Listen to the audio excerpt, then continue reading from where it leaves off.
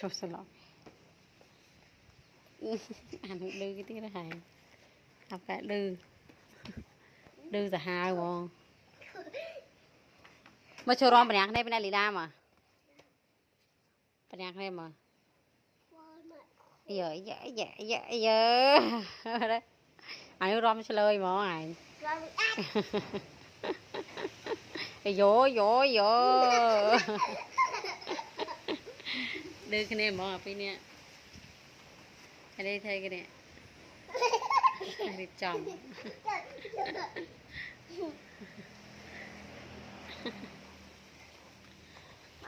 bạc không